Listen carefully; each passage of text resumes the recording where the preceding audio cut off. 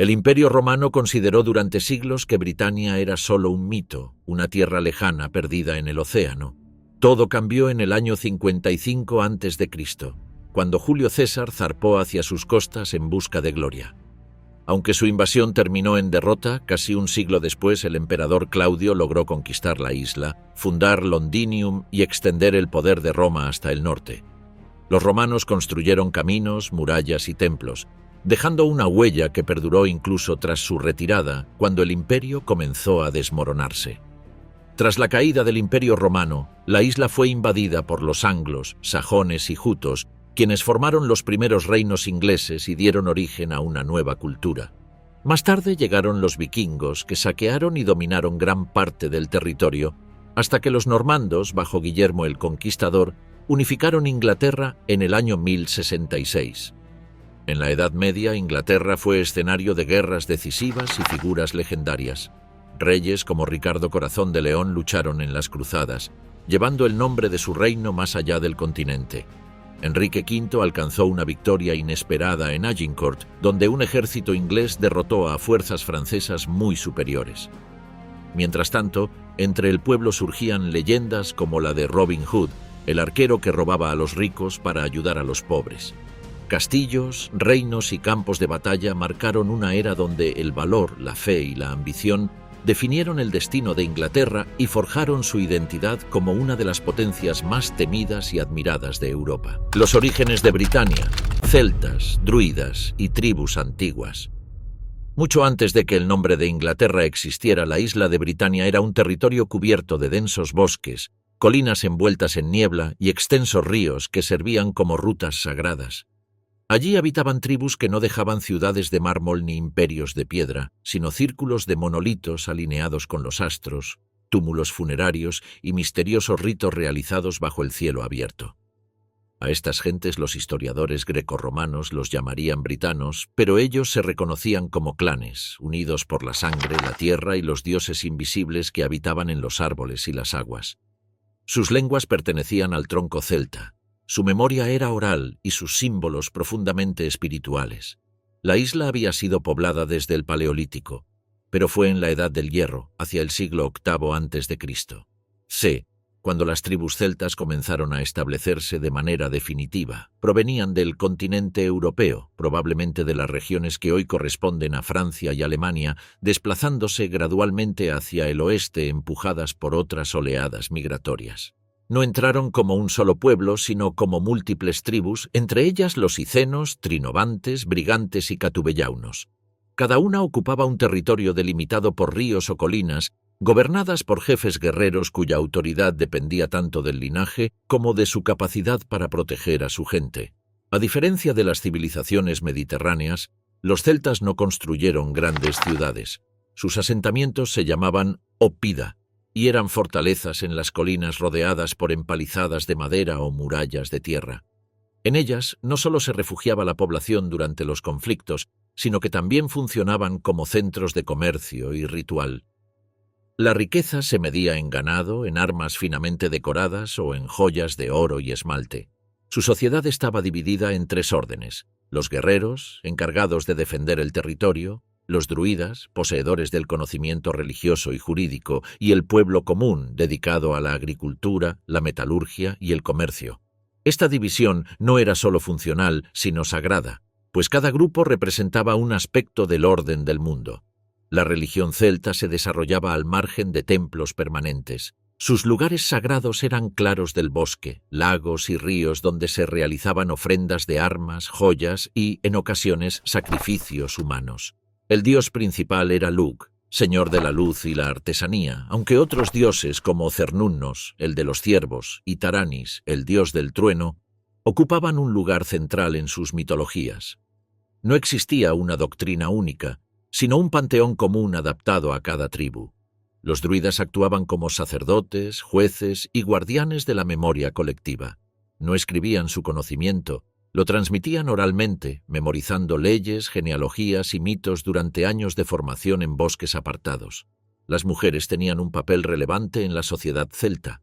Podían heredar tierras, liderar tribus e incluso comandar ejércitos, como más tarde demostraría la reina búdica.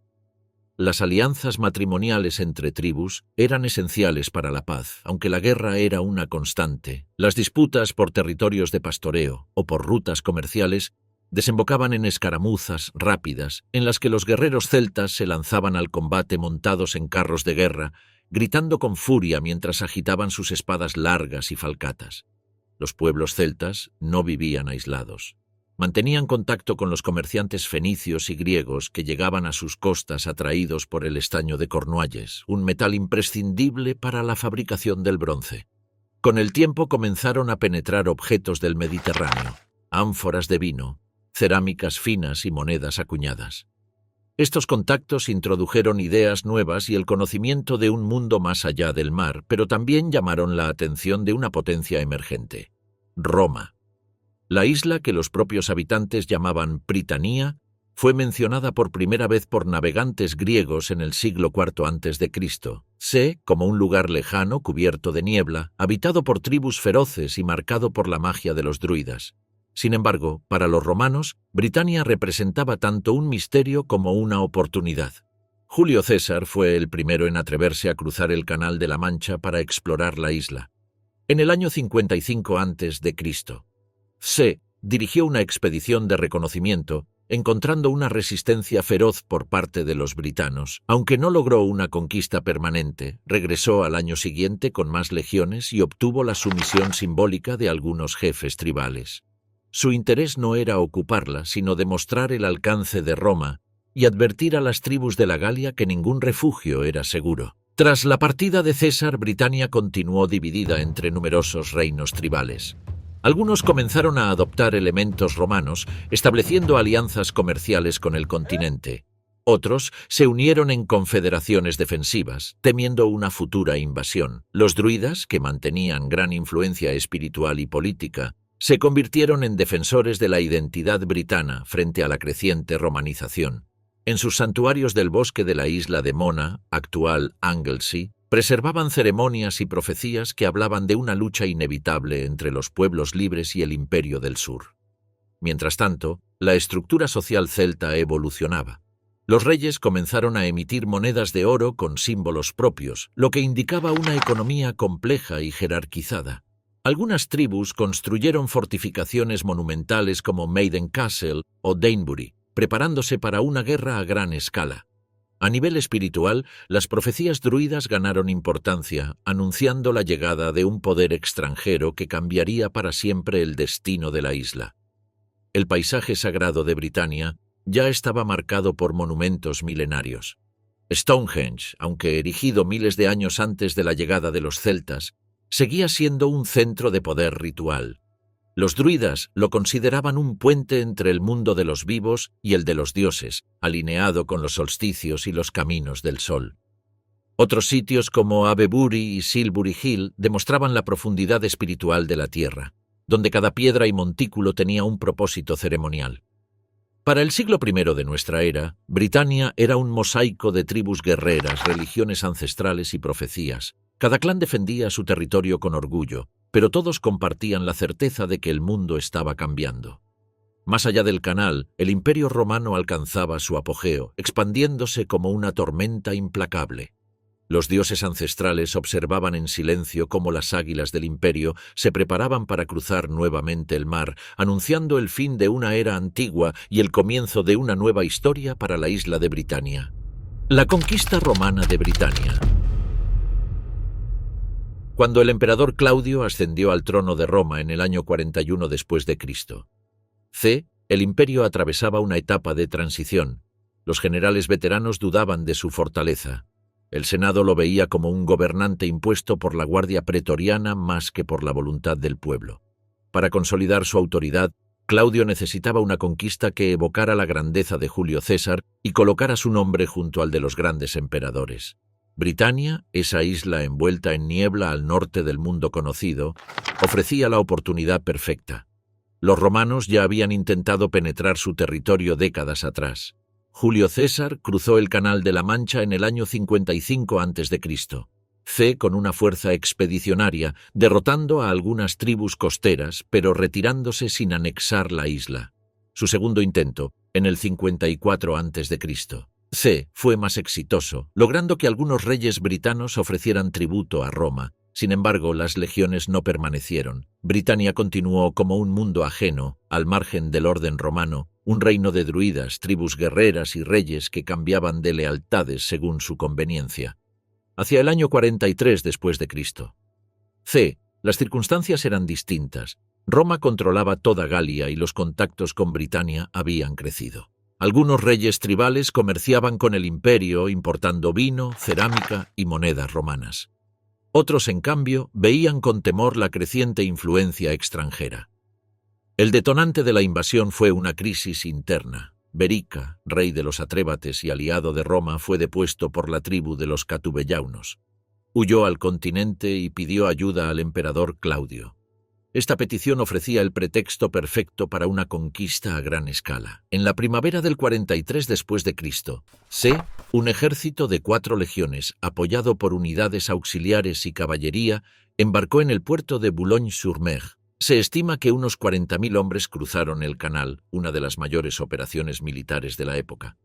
El mando inicial lo ostentaba Aulo Plautio, comandante experimentado. Las legiones desembarcaron en la costa sureste de Britania, probablemente en Richborough o Chichester, enfrentándose a una coalición de tribus encabezadas por Carataco y Togodumno, príncipes de los catubelaunos, decididos a impedir el avance romano. Las tribus britanas luchaban de forma valiente y caótica. Se lanzaban en masa contra las filas romanas confiando en su ferocidad, pero las legiones respondían con disciplina férrea, avanzando en formación cerrada, protegidas por escudos rectangulares y lanzando sus pilum antes de desenvainar las cortas espadas gladius. Las primeras batallas culminaron con derrotas para los britanos, que se replegaron hacia el interior. Roma aseguraba cada posición construyendo fuertes temporales y caminos logísticos que unían la costa con el interior, introduciendo el orden imperial en cada paso. Carataco, líder resistente, continuó oponiéndose con tácticas de guerrilla. Su hermano Togodumno murió en combate, pero él logró unificar a diversas tribus contra los invasores. Aulo Plautio consolidó el avance hasta el río Támesis. Fue entonces cuando el emperador Claudio, deseoso de gloria, decidió unirse personalmente a la campaña para el golpe final. Atravesó la Galia, cruzó el canal y llegó a Britania acompañado de elefantes de guerra, símbolo del poder imperial. El ataque coordinado sobre Camulodunum, capital del reino enemigo, fue decisivo.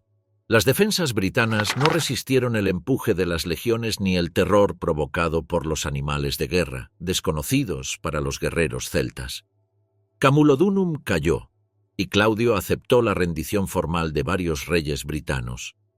En esa ciudad se estableció la primera colonia romana permanente, Colonia Claudia Victricensis. Ese acto sellaba simbólicamente la conquista. Britania quedaba incorporada al imperio como provincia. Con el sometimiento del sureste asegurado, comenzaron las obras que transformarían el paisaje. Se construyeron carreteras rectas conectando los principales centros de poder romano. De Camulodunum a Londinium, una nueva ciudad fundada a orillas del Támesis. De Londinium a Verulamium, otra colonia en expansión. Las vías romanas, pavimentadas con piedra y grava, permitían el rápido desplazamiento de tropas y el transporte de mercancías. Fortalezas permanentes fueron levantadas, como la de Isca y Eboracum, actual York, que más tarde se convertirían en capitales regionales. No obstante, la resistencia no había terminado. Carataco continuó luchando desde las montañas de Gales, creando una confederación de tribus hostiles. Durante años dirigió emboscadas contra los romanos, atacando guarniciones aisladas. En el año 51 después de Cristo, fue finalmente capturado tras ser traicionado por la reina Cartimandua de los brigantes. Enviado a Roma, fue presentado ante el Senado. Lejos de suplicar por su vida, pronunció un discurso que impresionó tanto al emperador que Claudio le perdonó y le permitió vivir en la capital imperial como símbolo de la clemencia romana. Con la resistencia tribal debilitada, los romanos avanzaron hacia el norte y el oeste. Sin embargo, el dominio absoluto de la isla no pudo alcanzarse de inmediato. Los druidas, guardianes del fervor espiritual y de la memoria colectiva de los britanos, se convirtieron en el principal objetivo del imperio. Desde su centro sagrado en la isla de Mona, lideraban ritos que llamaban a la resistencia contra el dominio extranjero. hacia el año 60 después de Cristo. C. El gobernador Cayo Suetonio Paulino dirigió una expedición para destruirlos. Las tropas cruzaron el estrecho y atacaron los santuarios. Los druidas fueron masacrados, los bosques sagrados talados y los símbolos tribales incendiados en un intento de eliminar la base espiritual de la rebelión. Mientras Roma consolidaba su control en el norte, un nuevo enemigo emergió en el sur, en el mismo año 60 después de Cristo. C. La reina Boudica de los Icenos lideró una rebelión masiva. Su esposo, aliado de Roma, había muerto dejando su reino supuestamente bajo protección imperial, pero los romanos confiscaron sus tierras y humillaron a su familia. La ira de Boudica desató una furia sin precedentes. Sus guerreros arrasaron Camulodunum, incendiaron Londinium y Verulamium, masacrando a sus habitantes romanos y britanos romanizados. La rebelión fue finalmente sofocada con dureza, dejando decenas de miles de muertos y asegurando el dominio romano sobre la región. A pesar de estas resistencias, la conquista romana transformó Britania de forma irreversible. Se introdujo una economía monetaria, se construyeron acueductos, templos y foros, y se impuso el latín como lengua de la administración. Para muchos britanos, formar parte del imperio significaba acceso a mercados, protección militar y una nueva identidad imperial. Para otros fue el inicio del fin de su mundo ancestral, de los dioses de los bosques y los cantos de los druidas. Sobre los restos de los clanes antiguos, Roma levantaba una nueva Britania, atravesada por caminos de piedra y gobernada por la ley del águila imperial. El colapso del dominio romano y la invasión sajona. Durante más de 3 siglos, Britania había sido una provincia del Imperio Romano, administrada por gobernadores, protegida por legiones y conectada al mundo mediterráneo mediante rutas comerciales. Sus ciudades se enriquecieron, sus élites adoptaron el latín y la arquitectura romana, y el cristianismo comenzó a extenderse entre la población. Pero a comienzos del siglo IV después de Cristo, C. El equilibrio se quebró. Lo que había sido una frontera firme del imperio se convirtió en un territorio vulnerable, aislado y amenazado por todos los flancos. Roma ya no tenía la fuerza para defender sus límites. La crisis era profunda y el orden imperial comenzaba a disolverse. En el año 367 después de Cristo, C. Britania fue golpeada por una serie de ataques conocidos como la Gran Conspiración. Pictos al norte, escotos desde Irlanda y sajones desde el Mar del Norte lanzaron incursiones coordinadas, saqueando villas, destruyendo fortificaciones y capturando prisioneros. Las defensas romanas se derrumbaron. Las murallas del muro de Adriano fueron atravesadas. Las ciudades, acostumbradas a la protección de las legiones, se encontraron indefensas. Roma envió refuerzos, pero cada vez eran más escasos. Las prioridades del imperio se habían desplazado hacia otras regiones más estratégicas del continente. El siglo IV fue una sucesión de crisis. Las legiones de Britania se sublevaron en varias ocasiones, proclamando emperadores locales que marchaban al continente para intentar tomar el poder en Roma. Cada vez que un ejército abandonaba la isla para participar en guerras civiles, dejaba tras de sí un territorio más débil. Los impuestos aumentaban mientras el comercio disminuía. Las ciudades comenzaron a amurallarse no contra ejércitos extranjeros, sino contra bandas de saqueadores locales y tribus vecinas. El imperio ya no era un escudo, sino un recuerdo. Hacia el año 410 después de Cristo. C. La situación llegó a un punto crítico. Roma estaba amenazada por los visigodos de Alarico. El emperador Honorio, incapaz de enviar ayuda, respondió a una petición desesperada de las autoridades britanas ordenándoles que se defendieran por sí mismas. Esa carta marcaba el final del dominio romano en la isla. Las legiones fueron retiradas permanentemente. Los oficiales imperiales abandonaron sus cargos. Britania, una provincia orgullosa del imperio, quedaba sola frente al caos.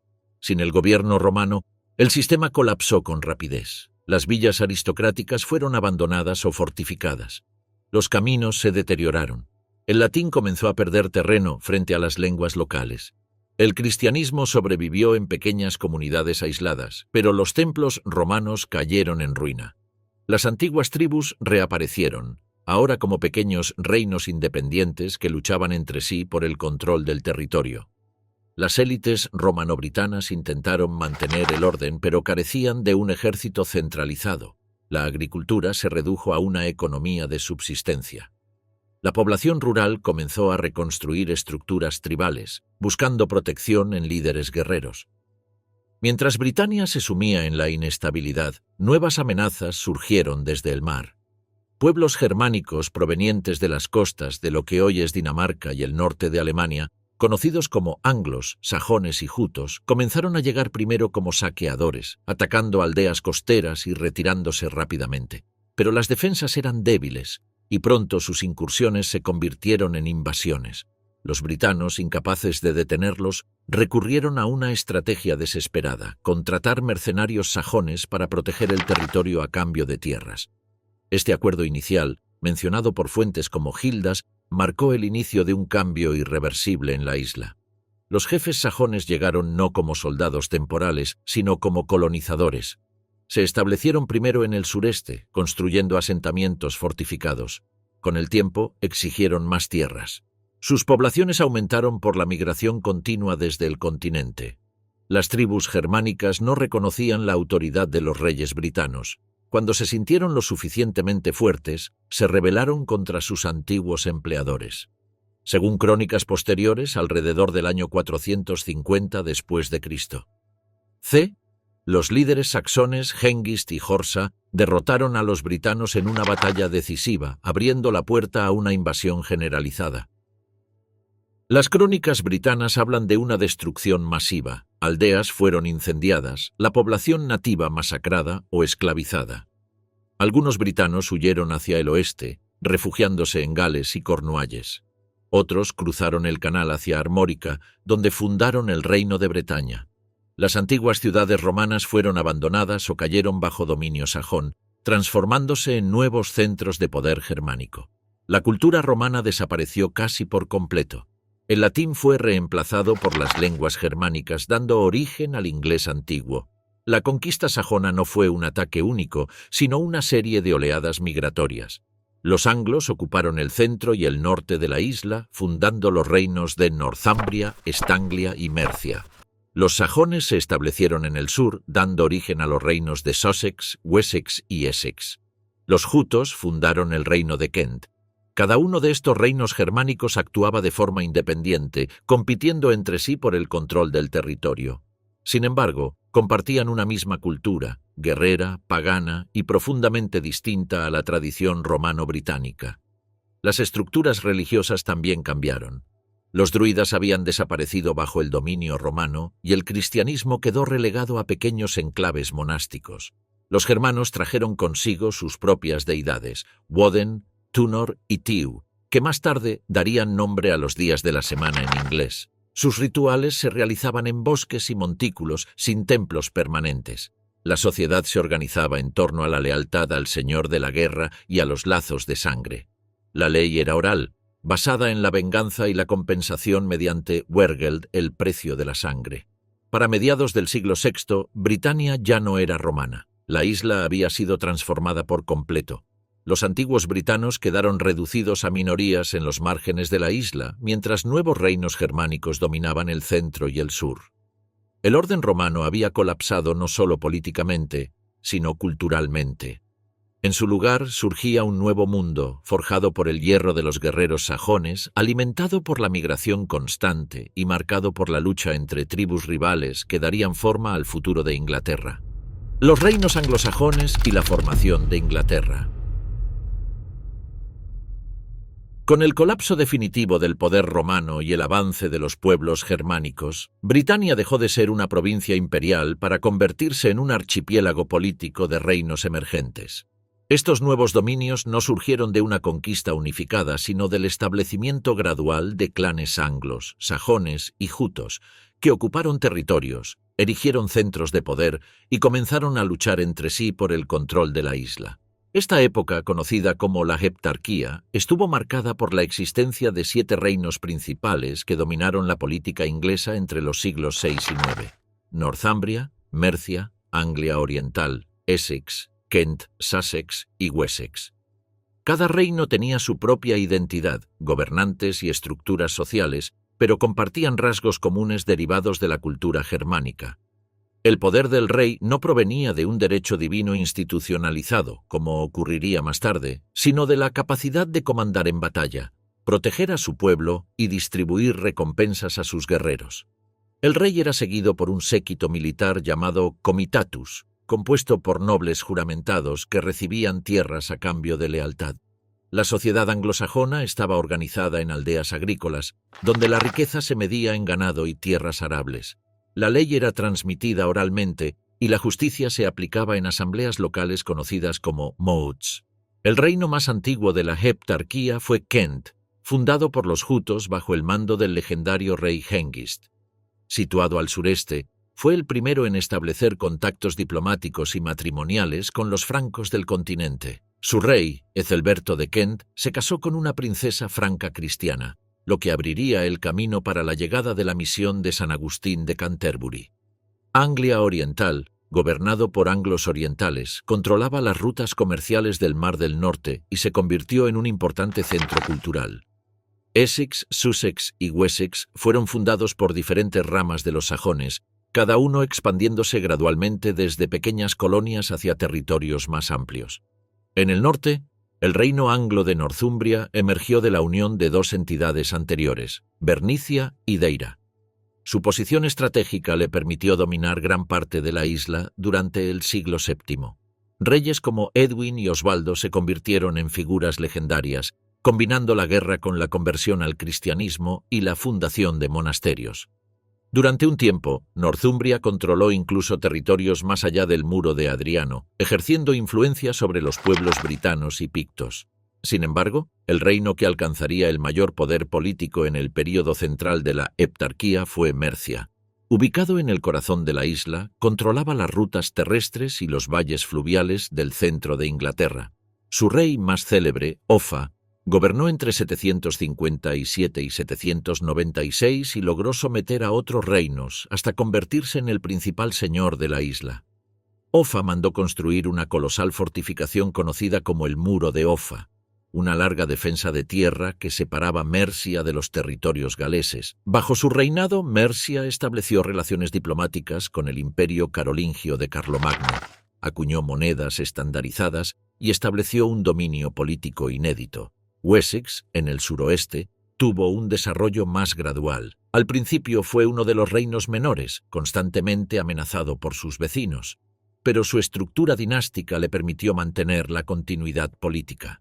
A mediados del siglo VIII, bajo el rey Ine, Wessex promulgó un código legal escrito, uno de los primeros en lengua inglesa antigua. Esta codificación del derecho sentó un precedente para la organización interna y consolidó la autoridad real sobre los nobles locales. Las relaciones entre los reinos de la heptarquía eran complejas. Ninguno mantenía un dominio permanente. El equilibrio de poder oscilaba constantemente. En las crónicas anglosajonas se menciona el término bretwalda, utilizado para designar al rey que, en un momento dado, ejercía primacía sobre los demás. Fue una supremacía de facto, basada en el poder militar. Reyes como Aelle de Sussex, Edwin de Northumbria, Osvaldo de Northumbria y Offa de Mercia fueron reconocidos como bretwaldas en diferentes épocas, pero su autoridad dependía de su habilidad para mantener la lealtad de otros reyes menores mediante alianzas, matrimonios o conquistas. La sociedad anglosajona también comenzó a definirse culturalmente durante este período. La lengua inglesa antigua comenzó a formarse a partir de los dialectos germánicos. Los poetas de la corte recitaban largos poemas épicos, como Beowulf, que narraban las hazañas de héroes legendarios. Las artes metalúrgicas alcanzaron un alto nivel, como se evidencia en el tesoro de Sutton Hoo, una tumba real anglosajona donde se encontró un casco ceremonial, armas adornadas y objetos de oro que revelan la riqueza y sofisticación de estas cortes. Las influencias romanas persistían de forma residual. Algunas villas romanas fueron reutilizadas como fortalezas. Las carreteras imperiales aún marcaban rutas estratégicas, pero la administración romana había desaparecido. Cada reino anglosajón tenía sus propias leyes, ejércitos y costumbres religiosas. El cristianismo comenzaba a extenderse nuevamente, especialmente desde Kent y Northumbria, pero no había unidad religiosa. En muchas aldeas, el culto a Woden y Thunor seguía siendo predominante. La formación de Inglaterra no fue un proceso repentino, sino una larga competencia entre estos reinos. Cada uno buscaba la hegemonía, pero ninguno la mantuvo de forma permanente durante la heptarquía. Mercia fue dominante durante gran parte del siglo VIII. Northumbria lo había sido en el VII y Wessex comenzaría a ascender en el siglo IX. La geopolítica de la isla era dinámica, marcada por guerras constantes, alianzas rotas y la emergencia de líderes carismáticos que podían cambiar el destino de toda una región con una sola campaña. La llegada del cristianismo y la conversión de los reyes. Cuando los romanos abandonaron Britania, dejaron tras de sí una fe en expansión, el cristianismo.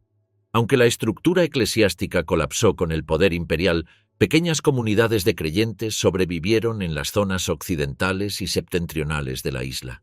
Allí, lejos de los reinos germánicos paganos, floreció una forma particular de cristianismo, profundamente influenciada por la espiritualidad monástica de Irlanda.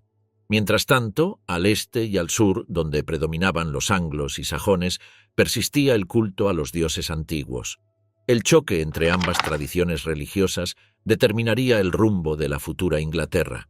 El cristianismo celta, con raíces en los monasterios irlandeses fundados por figuras como San Patricio y San Columba, se expandió hacia el norte de Britania durante el siglo VI. En lugares como Iona y Lindisfarne surgieron centros monásticos dedicados a la penitencia, la oración y la preservación de textos antiguos. Los monjes irlandeses practicaban un ascetismo riguroso, combinando elementos de la espiritualidad celta precristiana con la doctrina cristiana.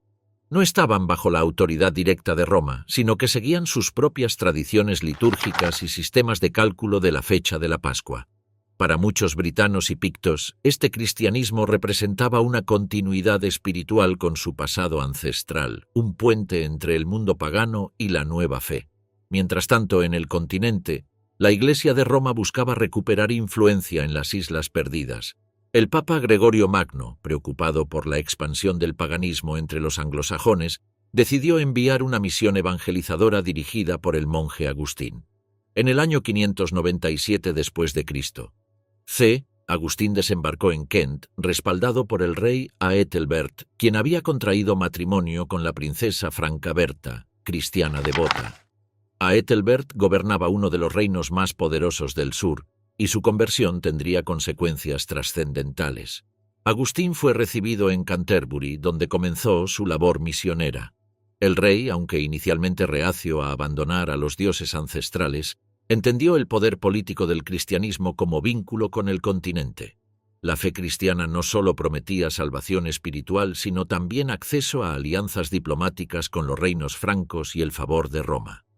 Ethelberto de Kent fue bautizado, y con él gran parte de su corte. Canterbury se convirtió en el primer centro eclesiástico romano en la isla. Desde allí, Agustín fundó iglesias, estableció diócesis y envió misioneros a otros reinos. Sin embargo, el cristianismo no se expandió de manera uniforme.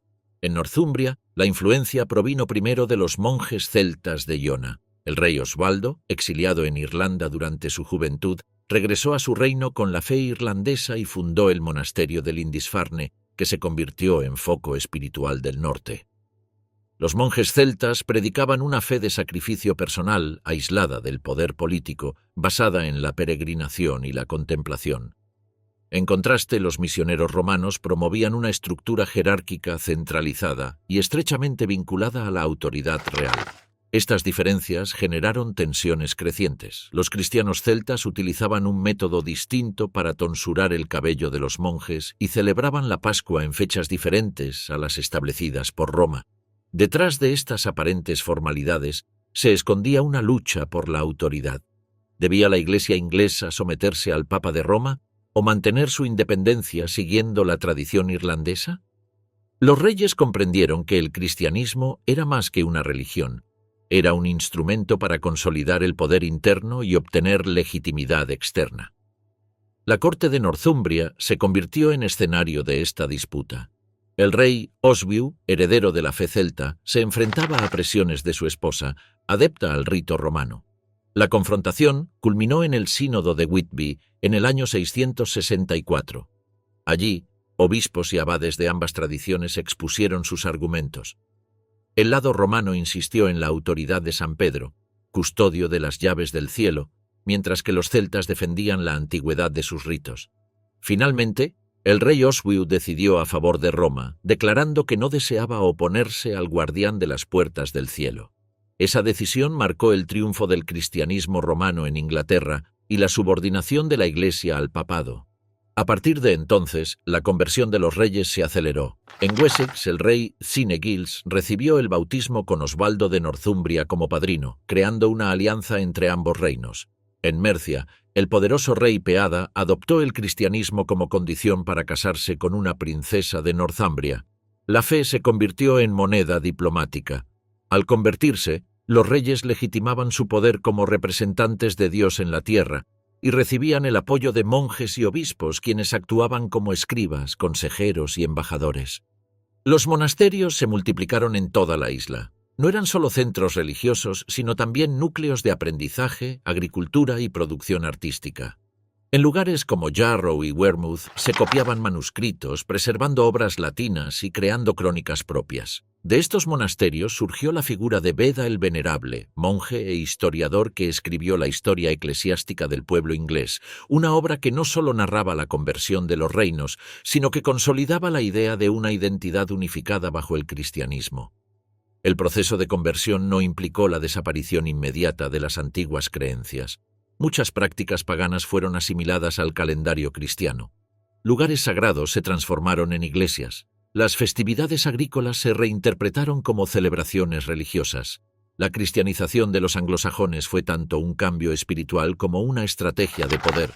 Los reyes comenzaron a gobernar no solo por la fuerza, sino por mandato divino, y los monasterios, al registrar genealogías y legitimar linajes, se convirtieron en custodios de la memoria nacional.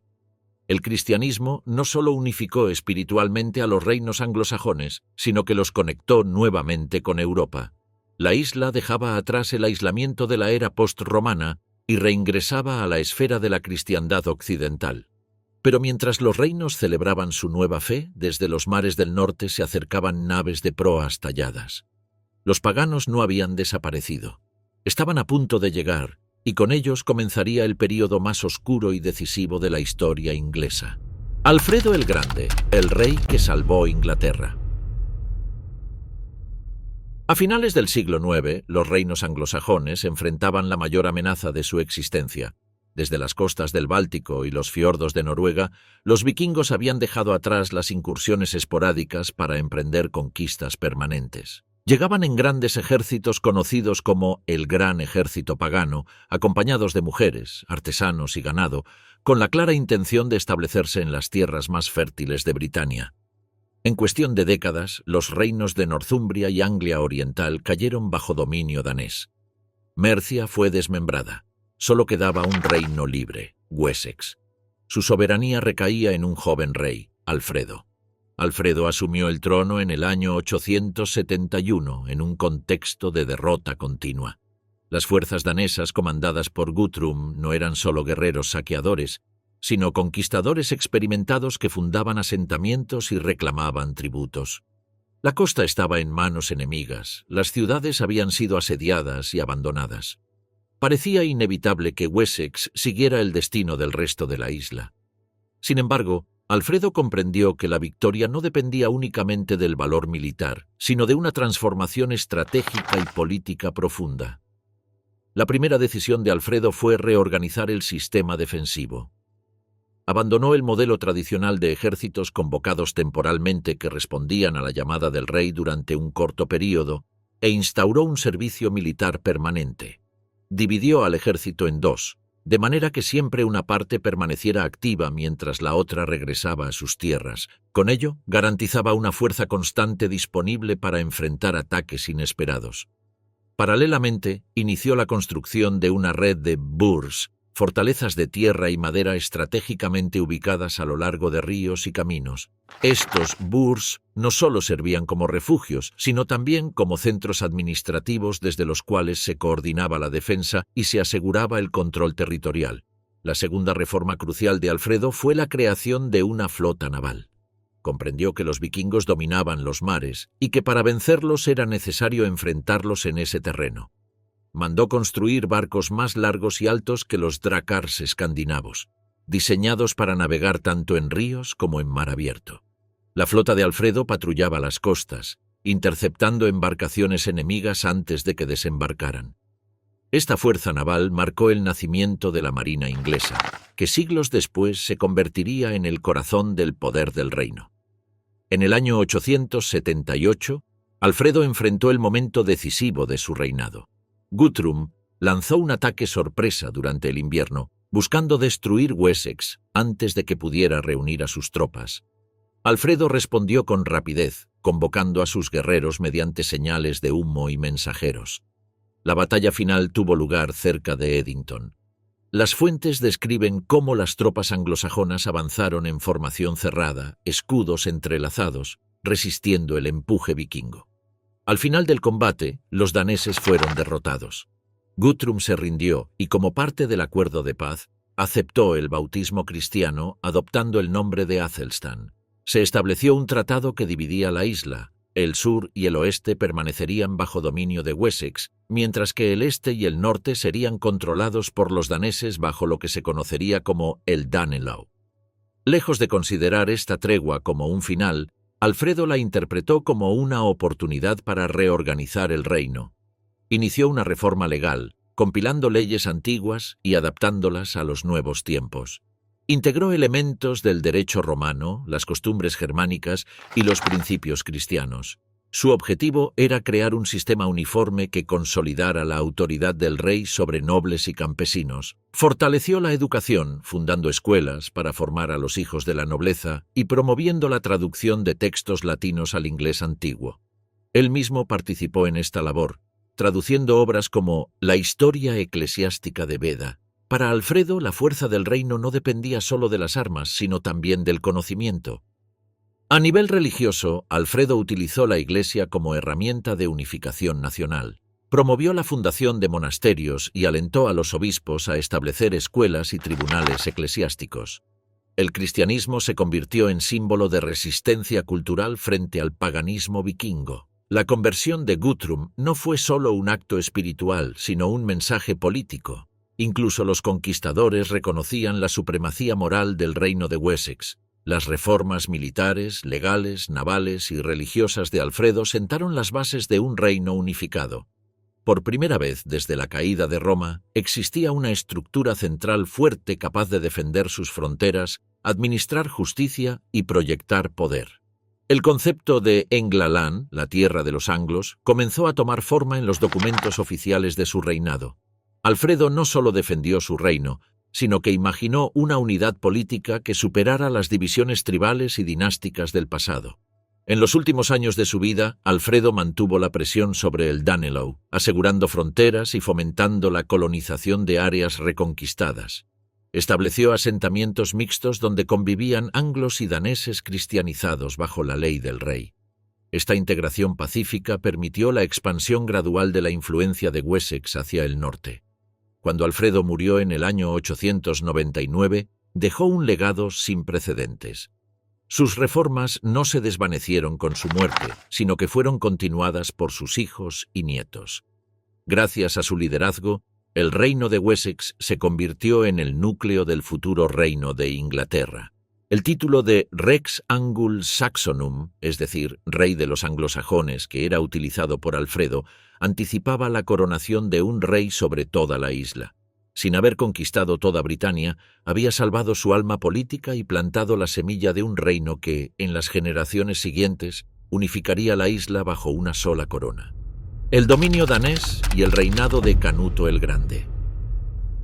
A comienzos del siglo XI, Inglaterra volvió a ser el escenario de una lucha decisiva por el poder entre los reinos anglosajones y las fuerzas escandinavas. Las reformas militares de Alfredo el Grande habían contenido el avance vikingo durante una generación, pero los herederos daneses no habían renunciado a sus ambiciones. Bajo el liderazgo de reyes como Harald Bluetooth y Sven Barba Ahorquillada, el poder nórdico se consolidó en el continente y comenzó a dirigir sus fuerzas, una vez más, hacia las ricas tierras del sur. El rey inglés Etelredo II, conocido como el Indeciso, enfrentó esta amenaza con indecisión y tributos. A partir del año 991 pagó grandes sumas de danegeld, el impuesto para comprar la paz a los vikingos, debilitando la economía e incentivando nuevas invasiones. Las costas fueron saqueadas, las ciudades incendiadas y el miedo se instaló entre la población. En un intento desesperado por eliminar la amenaza interna, Etelredo ordenó en 1002 la masacre de todos los daneses establecidos en territorio inglés. Esta acción, conocida como la Matanza del Día de San Bricio, desencadenó una brutal represalia. Sven Barba Ahorquillada, rey de Dinamarca, aprovechó el momento para lanzar la invasión total de Inglaterra. Durante años dirigió campañas sistemáticas, conquistando ciudades y exigiendo juramentos de lealtad. En 1013, Svend fue reconocido como rey de Inglaterra. El dominio anglosajón parecía haber terminado. Sin embargo, Svend murió al año siguiente. Su hijo, el joven príncipe Canuto, heredó una empresa inacabada, no solo conquistar Inglaterra, sino someterla y gobernarla como parte de un imperio del norte. En 1015 Canuto desembarcó nuevamente en Inglaterra con un gran ejército. La resistencia anglosajona, liderada por el hijo de Aethelred, Edmundo Ironside, fue feroz. Ambos bandos se enfrentaron en una serie de batallas a lo largo del año 1016. El combate final tuvo lugar en Asandún. Las tropas inglesas fueron derrotadas y Edmundo aceptó dividir el reino. Canuto gobernaría el norte y el este. Edmundo conservaría Wessex. Pocas semanas después, Edmundo murió. Canuto se proclamó rey de toda Inglaterra. Lo que siguió no fue el saqueo tradicional de un conquistador vikingo, sino la construcción deliberada de un reino cristiano y centralizado. Canuto, aunque heredero de una tradición pagana, adoptó el cristianismo como religión oficial de su gobierno. Mantuvo las leyes anglosajonas, respetó las estructuras eclesiásticas y se presentó no como un invasor extranjero, sino como soberano legítimo elegido por Dios para gobernar a todos los ingleses. Confirmó las propiedades de la Iglesia, garantizó la seguridad de los monasterios y estableció relaciones diplomáticas con el Papa y el emperador del Sacro Imperio Romano Germánico. El gobierno de Canuto se basaba en un equilibrio entre tradición anglosajona y poder escandinavo. Organizó el reino en provincias llamadas earldoms, gobernadas por jarls o condes leales a él. Emitió leyes que protegían a los campesinos, regulaban el comercio y castigaban el bandidaje. Se estableció un sistema fiscal regular para mantener el ejército y la flota. La moneda inglesa fue estandarizada y comenzó a circular en todo el territorio. La paz regresó a la isla tras décadas de guerra. Pero Canuto no era solo rey de Inglaterra. En 1018 heredó la corona de Dinamarca. En 1028 conquistó Noruega, extendiendo su dominio sobre el Atlántico Norte. La isla de Inglaterra se convirtió en el centro administrativo y económico de un imperio escandinavo conocido como el Imperio del Mar del Norte. Desde Winchester, Canuto gobernaba vastos territorios unidos por rutas marítimas controladas por flotas vikingas. Las crónicas lo describen viajando entre sus reinos acompañado de consejeros ingleses y daneses, estableciendo un nuevo modelo de realeza que combinaba fuerza militar con autoridad cristiana. Su reinado también estuvo marcado por actos simbólicos. Visitó Roma como peregrino, presentándose no como guerrero sino como rey piadoso. Se declaró protector de los monasterios ingleses y patrocinó la construcción de iglesias. Este comportamiento sorprendió a sus contemporáneos y fue interpretado como señal del juicio de Dios sobre Inglaterra. Un conquistador pagano se había transformado en defensor de la fe, gobernando con justicia y orden. A pesar de su poder, Canuto no logró consolidar una dinastía duradera. A su muerte en 1035, el imperio se fragmentó entre sus hijos. Las tensiones entre daneses e ingleses resurgieron. La nobleza anglosajona, encabezada por la Casa de Wessex, maniobró para restaurar una línea nativa en el trono. Finalmente, en 1042, Eduardo el Confesor, descendiente de Alfredo el Grande, fue coronado rey de Inglaterra. El dominio danés había terminado, pero su legado perduró en las estructuras administrativas, las leyes marítimas y la memoria colectiva. El reinado de Canuto marcó un punto de inflexión. Inglaterra había dejado de ser una serie de reinos en competencia. Por primera vez, toda la isla había sido gobernada bajo una sola corona con poder indiscutible.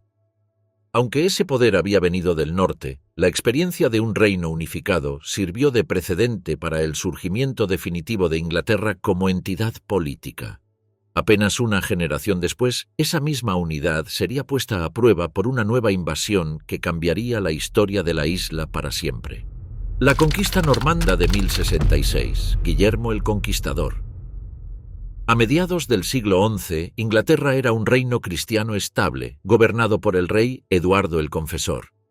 Hijo de una princesa normanda, Eduardo había pasado gran parte de su vida en Normandía durante el exilio danés, adoptando las costumbres y valores de la corte del ducado. Su reinado, iniciado en 1042, estuvo marcado por la presencia de nobles normandos en puestos clave y por una tensión cada vez mayor con la poderosa familia anglosajona de los Godwinson. Eduardo no tuvo hijos. Su sucesión, incierta, se convirtió en el punto de inflexión que cambiaría para siempre la historia de Inglaterra. Según las crónicas normandas, Eduardo había prometido en 1051 el trono inglés a su primo lejano Guillermo, duque de Normandía.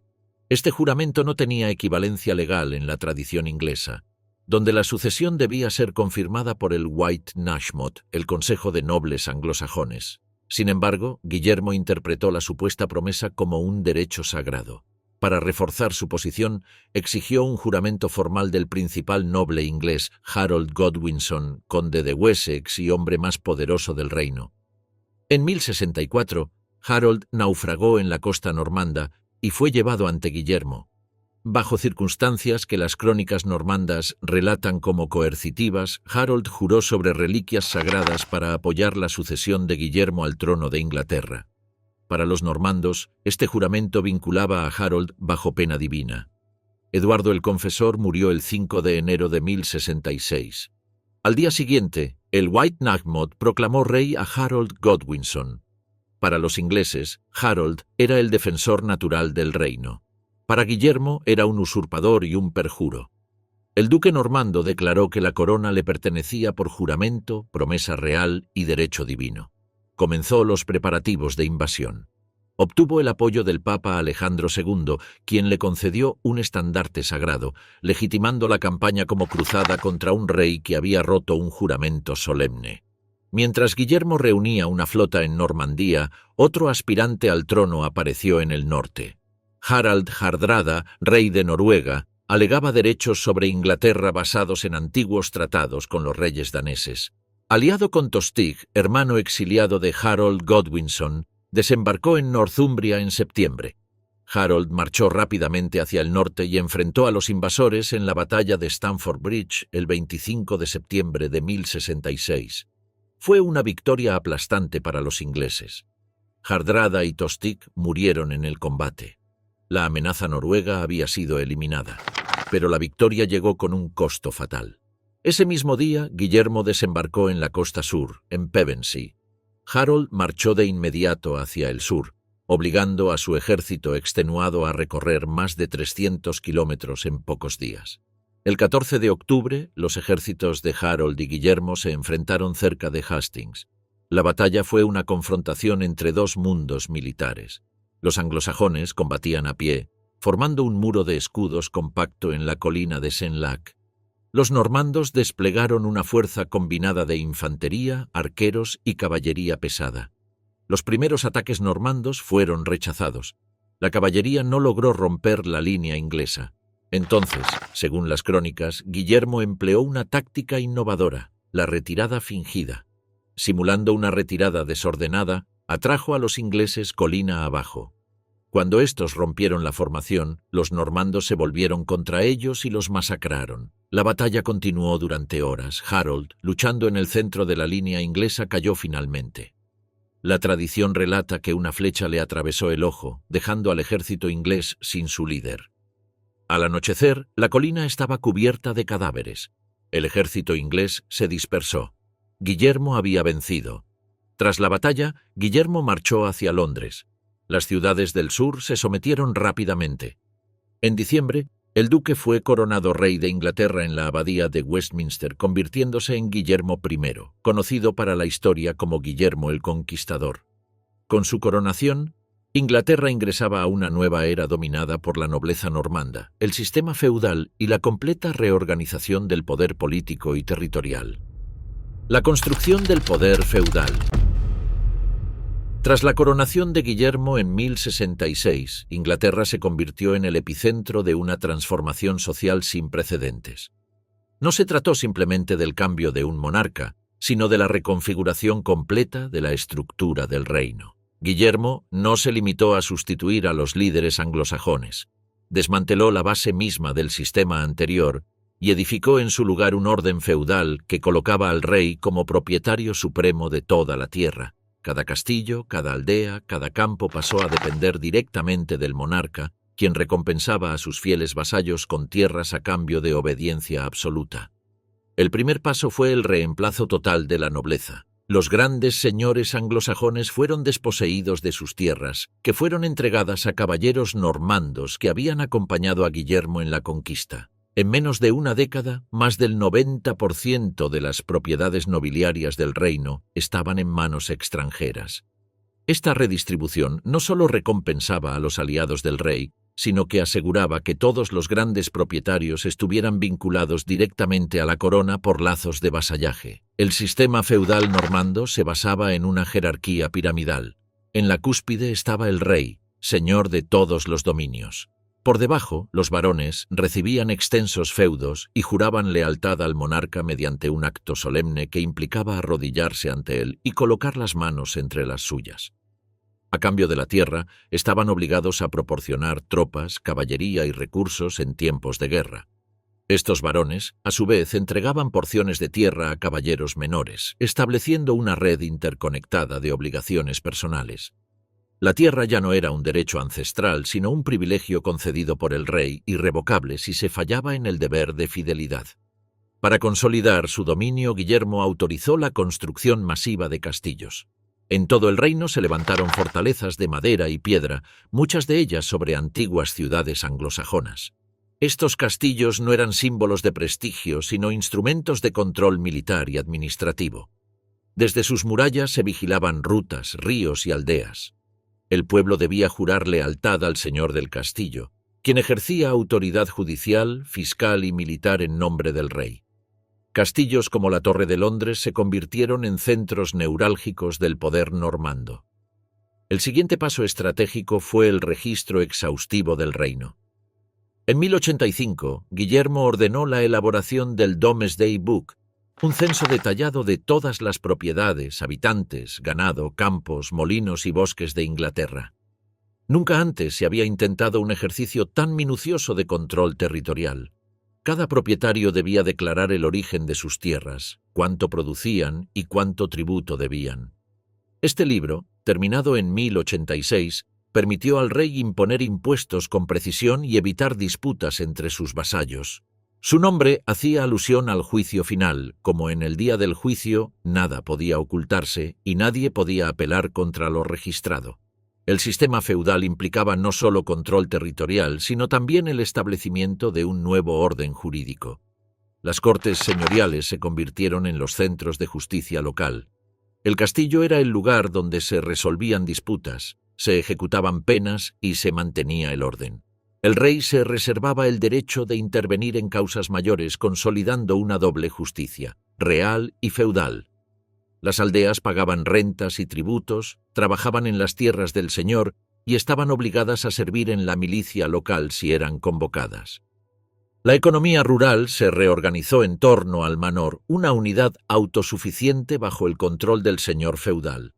Los campesinos libres podían poseer parcelas, pero debían cumplir con obligaciones laborales y tributos. Los siervos, en cambio, estaban ligados a la tierra y no podían abandonarla sin permiso. El campo inglés se llenó de aldeas bajo la vigilancia de un castillo, simbolizando la nueva realidad. El poder estaba armado, fortificado y jerarquizado. Guillermo también aseguró su dominio mediante la Iglesia. Nombró obispos normandos leales y reformó los monasterios según la regla de Cluny. La Iglesia se convirtió en aliada del sistema feudal, legitimando el poder del rey y proporcionando una red administrativa paralela. Los obispos, además de guiar espiritualmente al pueblo, administraban tierras, cobraban rentas y convocaban sínodos en nombre del monarca. El feudalismo normando no fue simplemente una imposición extranjera, sino una maquinaria sofisticada para mantener el control. Cada castillo representaba una pieza en el tablero real. Cada vasallo era un eslabón en la cadena de dependencia que conducía al trono.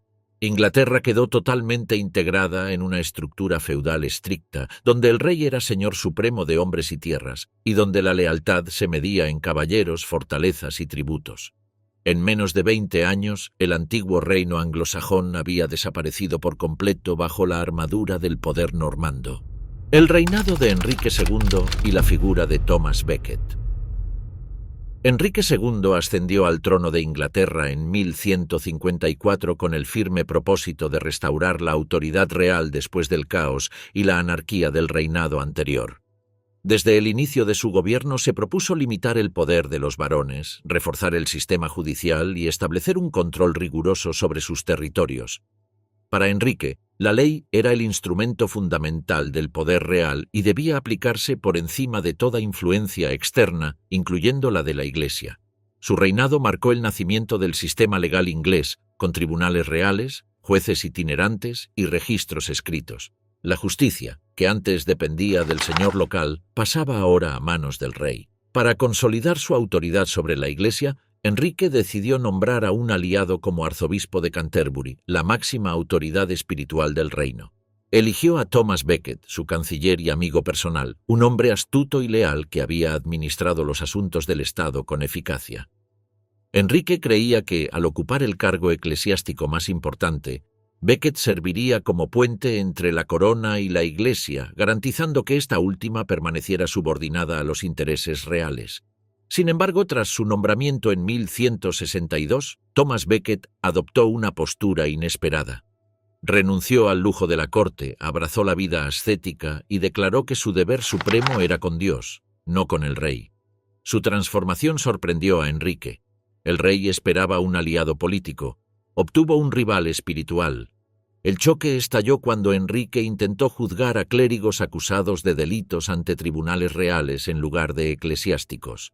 Becket defendió que los clérigos solo podían ser juzgados por la Iglesia, argumentando que la corona no tenía autoridad sobre los hombres de Dios. Enrique respondió con las Constituciones de Clarendon en 1164, un conjunto de normas que limitaban la jurisdicción eclesiástica y reforzaban los derechos reales. Becket se negó a aceptarlas. Acusado de traición, huyó a Francia y permaneció en el exilio durante 6 años, denunciando la interferencia del rey ante el Papa. Mientras tanto, Enrique confiscó sus bienes y presionó al clero inglés para que jurara obediencia a la corona. El conflicto alcanzó su punto crítico en 1170.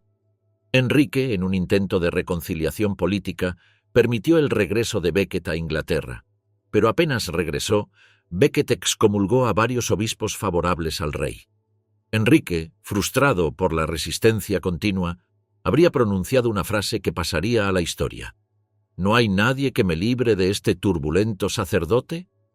4 caballeros normandos interpretaron sus palabras como una orden. El 29 de diciembre de 1170, los caballeros ingresaron a la catedral de Canterbury. Becket, vestido con sus ropas litúrgicas, se negó a huir o a colocarse bajo protección. Fue rodeado en el altar mayor. Ante el clero horrorizado, los caballeros atacaron, decapitando al arzobispo dentro del santuario. El asesinato conmocionó a la cristiandad.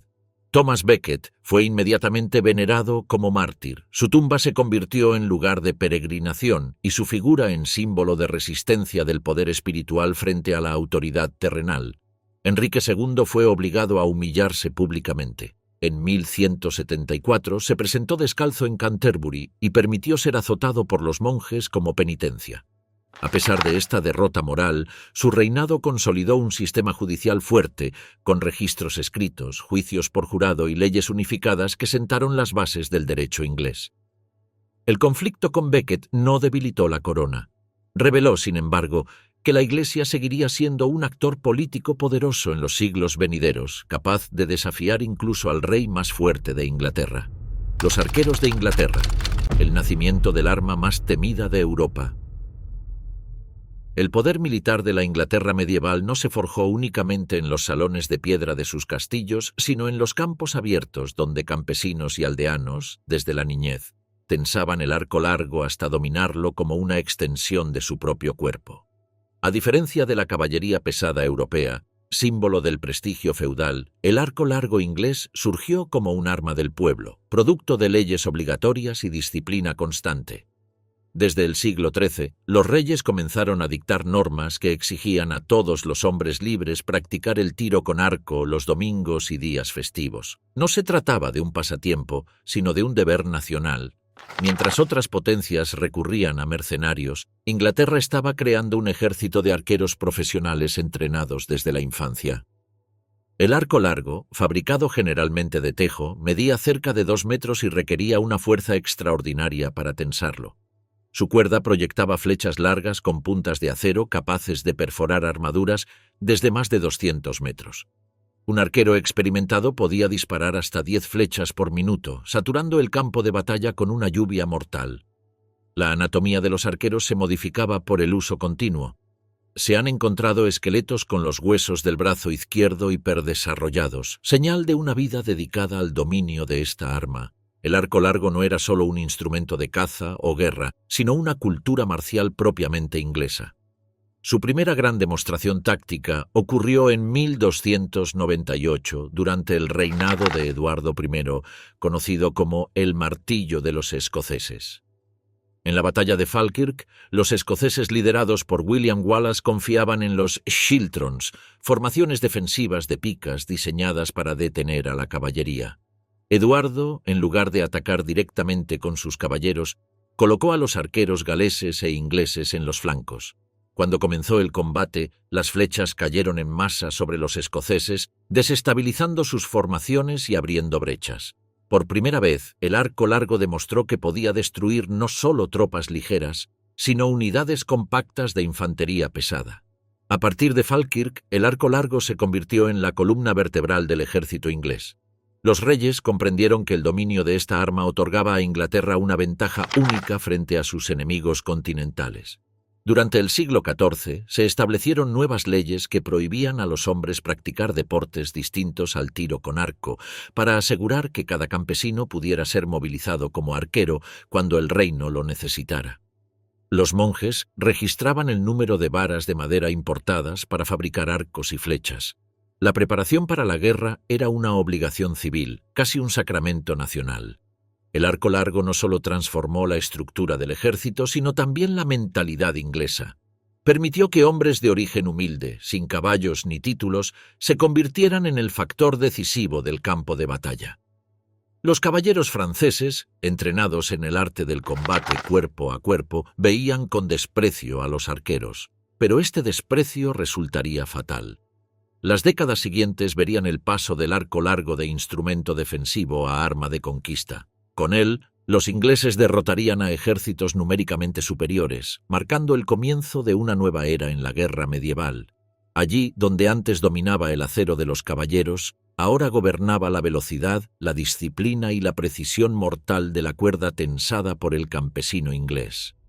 La Carta Magna de 1215, el nacimiento de la libertad inglesa. A comienzos del siglo XIII, el gobierno de Inglaterra estaba marcado por la tensión creciente entre la corona y la nobleza.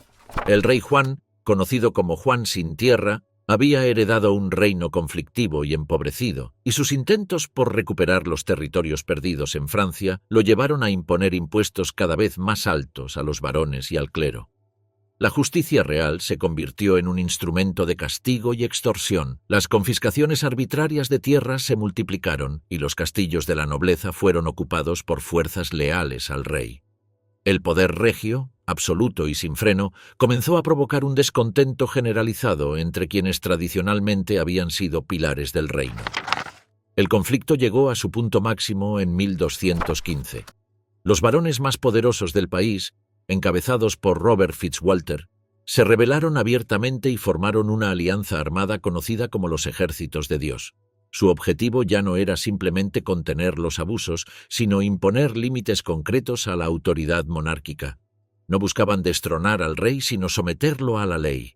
Reunidos en el valle de Runimede, a orillas del río Támesis, exigieron que Juan firmara un documento que codificara por escrito los derechos tradicionales de los nobles y estableciera restricciones permanentes al poder real. El 15 de junio de 1215, rodeado por los ejércitos de los varones, Juan se vio obligado a estampar su sello en la Carta Magna. No fue un acto voluntario ni ceremonial, sino un acuerdo impuesto por la fuerza. La carta estaba compuesta por 63 cláusulas, muchas de ellas derivadas de las costumbres anglosajonas y normandas que habían regido la vida feudal durante siglos, pero que hasta ese momento nunca habían sido garantizadas oficialmente contra la voluntad del rey.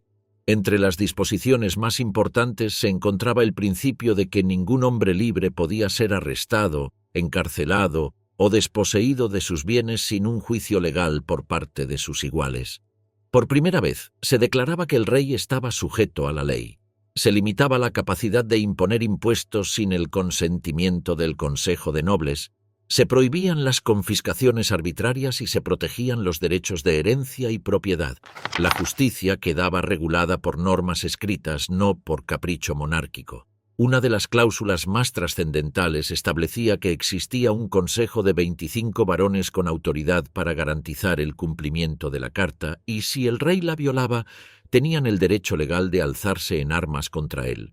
Este principio introducía, de manera formal, la idea de que la obediencia al rey no era absoluta, sino condicionada a su respeto por la ley. La monarquía dejaba de ser una fuerza incontestable y se convertía en una institución regulada por normas acordadas con sus súbditos más poderosos. La Guerra de los 100 Años y Juana de Arco. El conflicto conocido como la Guerra de los 100 Años no fue una única guerra continua, sino una sucesión de campañas, treguas, alianzas rotas y renovadas aspiraciones de conquista que se extendieron entre 1337 y 1453.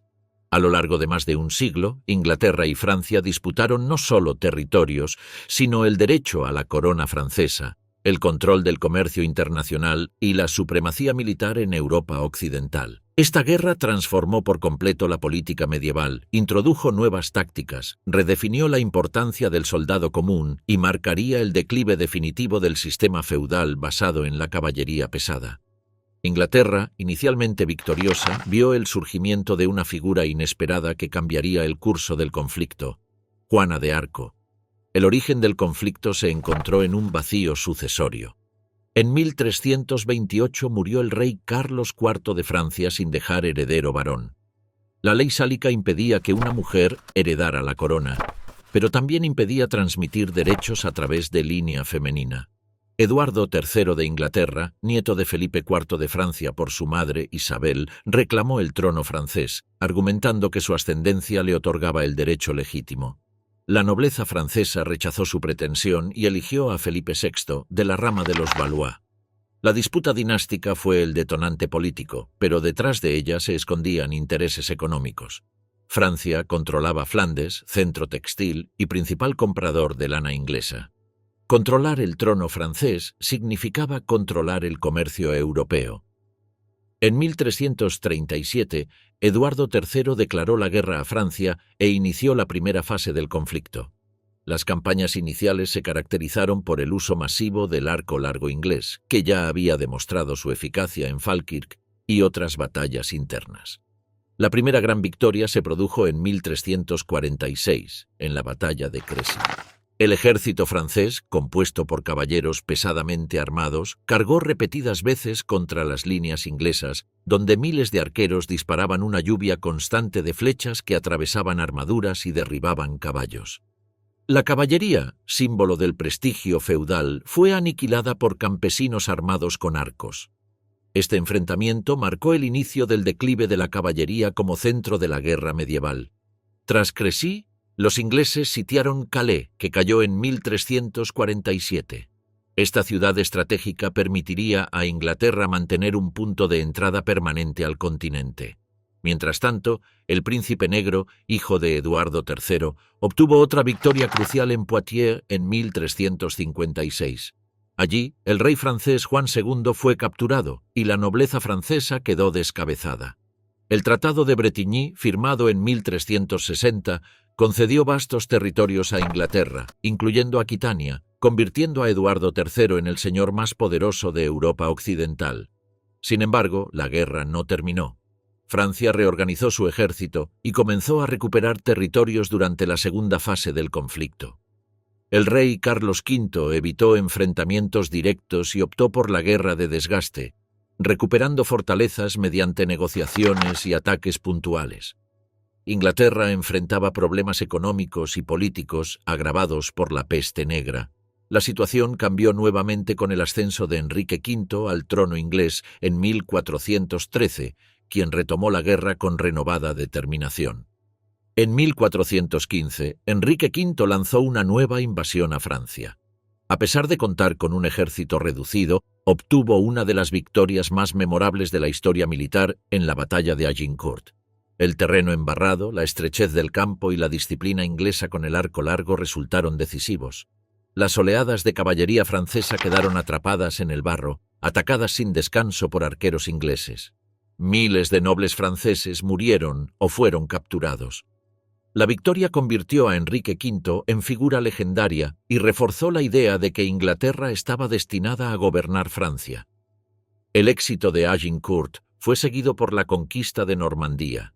En 1420, el Tratado de Troyes declaró a Enrique V heredero legítimo de la corona francesa tras la muerte de Carlos VI. El hijo de este último, el delfín Carlos, fue declarado ilegítimo. Enrique V se casó con Catalina de Valois, hija del rey francés. Parecía que el sueño de Eduardo III estaba por cumplirse. Un rey inglés se sentaría en el trono de Francia. Pero el destino cambió repentinamente. Enrique V murió en 1422, dejando como heredero a un niño de apenas 9 meses, Enrique VI. Carlos VI murió poco después y el reino quedó dividido entre dos poderes.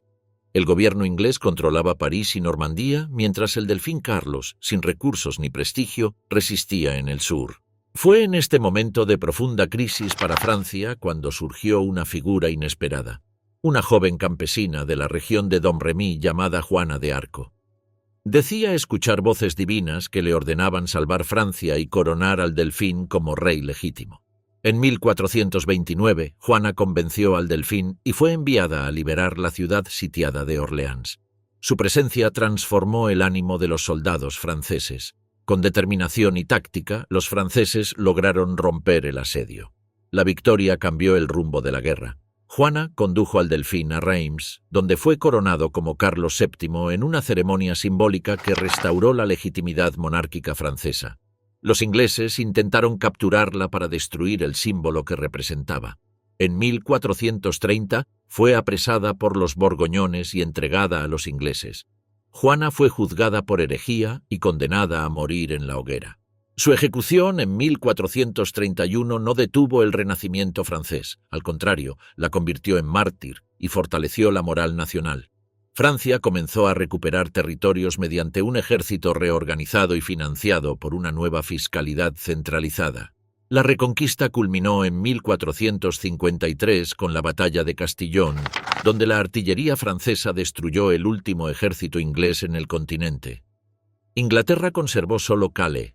El conflicto que había comenzado como una disputa dinástica terminó con la consolidación del Estado francés bajo una monarquía centralizada y el nacimiento de una identidad nacional. Para Inglaterra, la guerra marcó el fin de sus aspiraciones continentales y el comienzo de un repliegue que transformaría su mirada hacia el mar. Durante más de 100 años, el arco largo, la caballería, las alianzas y el destino de reyes y campesinos se entrelazaron en el conflicto más largo de la Edad Media, y una joven campesina, guiada por su fe, fue el instrumento que cambió el curso de la historia europea. La Guerra de las Rosas y el fin de la Edad Media. A mediados del siglo XV, Inglaterra emergía debilitada tras más de 100 años de guerra en Francia. La derrota final en 1453 había costado vidas, fortunas y prestigio. El rey Enrique VI, perteneciente a la casa de Lancaster, era un monarca débil, propenso a episodios de locura y manipulado por facciones enfrentadas dentro de la corte. La autoridad de la monarquía, ya erosionada por el fracaso militar y las cargas fiscales, se desplomaba ante la ambición de la nobleza. En este escenario de caos político surgieron dos casas reales que reclamaban la legitimidad dinástica: los Lancaster, representados por el propio Enrique VI, y los York, encabezados por Ricardo Plantagenet, duque de York. De su rivalidad nacería un conflicto sangriento que dividiría a Inglaterra durante 3 décadas. la Guerra de las Rosas. El nombre del conflicto proviene de los emblemas de ambas casas, la rosa roja de Lancaster y la rosa blanca de York. Pero más allá de los símbolos, la guerra representaba la lucha por el trono entre dos linajes descendientes de Eduardo III. En 1453, la crisis se agudizó cuando el rey Enrique VI sufrió un colapso mental que lo dejó incapacitado. Durante este periodo, Ricardo de York fue nombrado protector del reino. La reina Margarita de Anjou, esposa del rey y miembro de la nobleza francesa, se convirtió en su rival más feroz, decidida a mantener el trono para su hijo, el príncipe Eduardo. La primera gran batalla se libró en St. Albans en 1455. Las fuerzas de York derrotaron a los partidarios de Lancaster, marcando el inicio de la guerra abierta. Aunque Enrique VI fue capturado, no fue depuesto.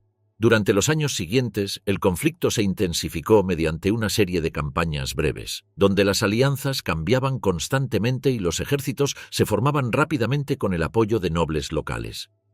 A diferencia de guerras anteriores, esta no era una lucha contra un enemigo extranjero, sino una guerra civil donde familias enteras se dividían por la lealtad a una u otra casa. En 1460, Ricardo de York reclamó formalmente la corona.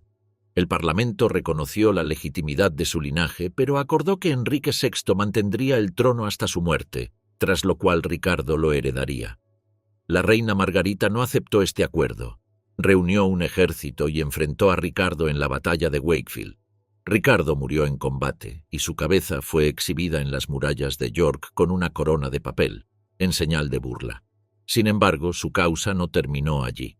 Su hijo, Eduardo, conde de March, tomó el liderazgo yorkista y demostró una capacidad militar formidable.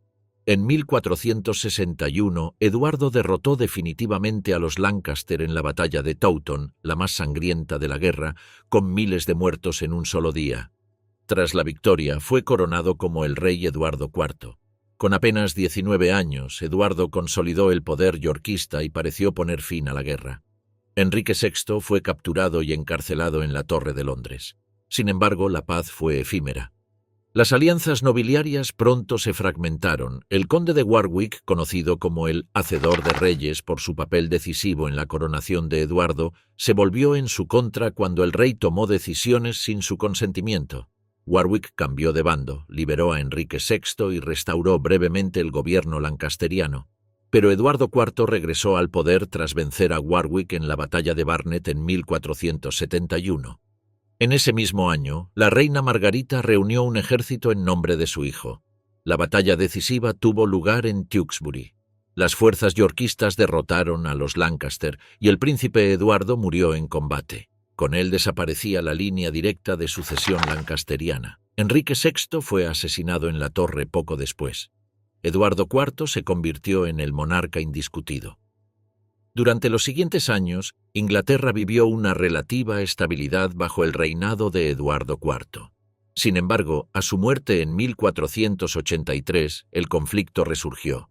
Su hijo, Eduardo V, de apenas 12 años, fue declarado rey.